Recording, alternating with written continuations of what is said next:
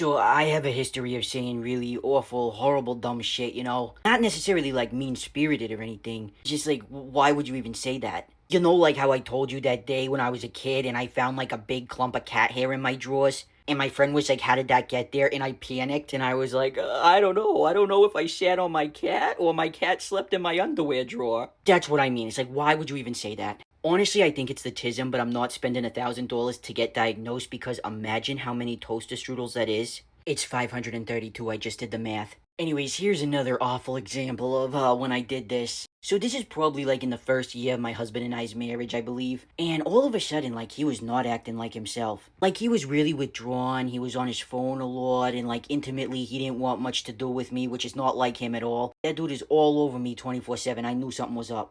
And what would you think? Well, I thought he must be cheating or something. Okay, maybe that's awful, but is it really? I mean, it's kinda rational. But I didn't want to jump to conclusions, which is actually not like me, I do that often. So I kept asking him, like, are you sure you're okay? He's like, I'm fine, I'm fine. He didn't want to talk about it. So one day, I took his phone, and I looked, and it was bad.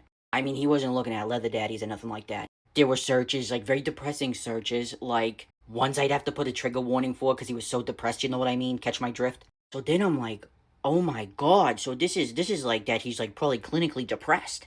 And then I'm like racking my brain, like, well, is there something that could have like, triggered this or something? Like, I don't know. And then it dawned on me he was put on Singular recently. It has a black box label, by the way. There's actually a lot of people with similar stories.